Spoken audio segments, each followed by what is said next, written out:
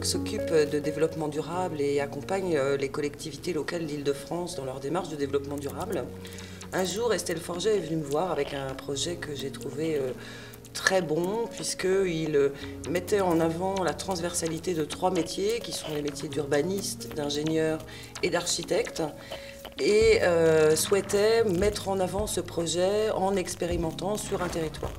Il se trouvait que nous étions en phase finale de la première étude stratégie post-carbone sur Fontainebleau, donc je suis allée voir Thierry en lui disant: une idée géniale, des étudiants qui paraissent motivés, des écoles qui paraissent motivées. Est-ce que Fontainebleau ne serait pas intéressé par ce projet? Parce que là, je pense qu'en matière de développement durable, il y a encore à expérimenter et beaucoup de choses à faire.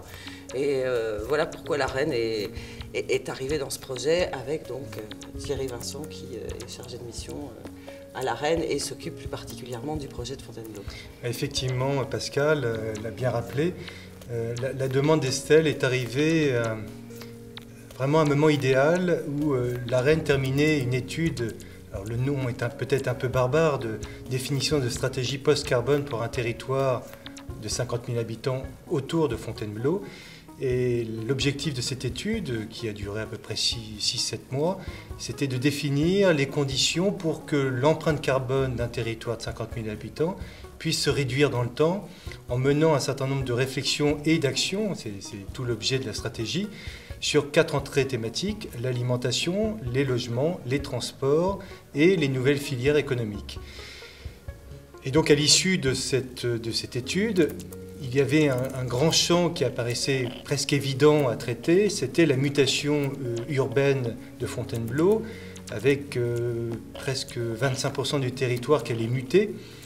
Et donc c'était aussi une formidable occasion de faire plancher les étudiants sur un territoire qui allait se reconstruire sur lui-même, ce qui est assez rare aujourd'hui, parce qu'on parle d'écoquartiers en périphérie de ville ou à côté de la ville historique, mais là en fait Fontainebleau a cette spécificité qu'elle est condamnée à se reconstruire sur elle-même.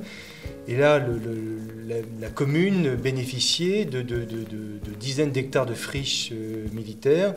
Et donc les étudiants ont désormais une aire de jeu à la fois très esthétique, parce que la ville de Fontainebleau est très belle, mais aussi tout à fait prometteur dans son potentiel. Donc j'espère que les étudiants auront à cœur de travailler sur cette aire de jeu.